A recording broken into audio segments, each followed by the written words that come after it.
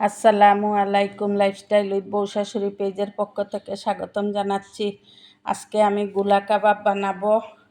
এটা আপনারা বিফ দিয়েও করতে পারেন, আমি চিকেন দিয়ে করতেছি। একটা চিকেনের বুকের মাংস দিয়ে আমি দিয়ে দিলাম।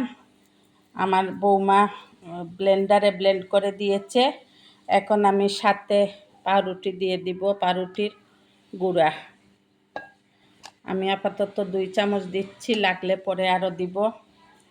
এখানে আছে চিলি ফ্লেক্স, গরম মশলার গুঁড়া, জিরার গুঁড়া, লবণ ও ম্যাজিক স্বাদে মশলা, এটা দিয়ে দিব। এখানে গাজর কুচি আছে, পেঁয়াজ কুচি আছে, মিহি কুচি, এখানে কাঁচামরিচ কুচি, এখানে ক্যাপসিকাম কুচি। আমি আমার আন্দাজ মতো দিয়ে দিব, আমার মাংসের পরিমাণ মতো আমি দিয়ে দিব। আপনারা যখন বানাবেন আপনাদের মাংস যতটুকু এর পরিমাণ অনুযায়ী দিয়ে দিবেন। আমি একটা ডিমের অর্ধেক দিয়ে দিব, বেশি দিব না, অর্ধেক আরেকটা রেসিপির জন্য রেখে দিচ্ছি। আর গোলমরিচ দেয়া হয় নাই আমার, একটু গোলমরিচ দিয়ে দিব।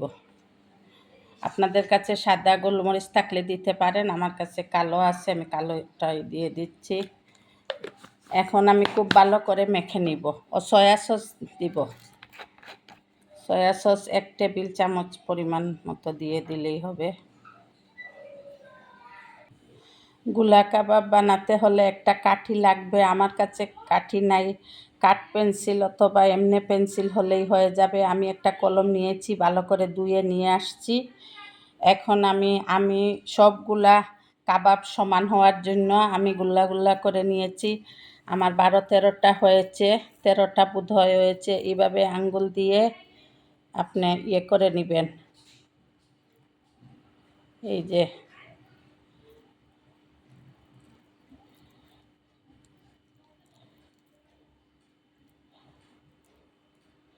এই দেখেন,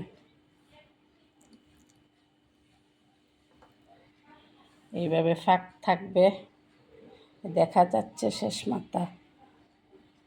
এইভাবে সবগুলা বানিয়ে নিব। আমি আরেকটা দেখিয়ে দিচ্ছি। প্রথমে হাত দিয়ে এইভাবে করে নিলে সুবিধা হয়। ঠিক মাঝখান দিয়ে, আপনাদের কাছে যদি কাঠি থাকে, না হলে আমার মতো কলম অথবা কাঠ পেন্সিল কি চামচের গুঁড়া দিয়েও করে নিতে পারেন। এইভাবে দেখেন সবগুলা আমার করে নিব আমি। গুলা কাবাব আমার বানানো হয়ে গিয়েছে। এই মুরগির মাংস দিয়ে আমার 14টা হয়েছে।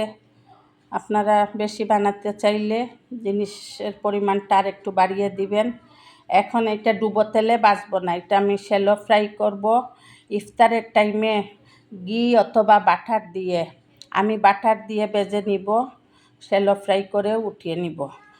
তা এখন তো 2:30টা বাজতেছে, আমি এখন ভাজবো না, আমি ইফতারের টাইমে ভাজবো। লাইফস্টাইল উইথ বউ শাশুড়ির পাশে থাকবেন, আমাদের জন্য দোয়া করবেন। আল্লাহ হাফেজ। আসসালামু আলাইকুম ওয়া রাহমাতুল্লাহি ওয়া বারাকাতুহু।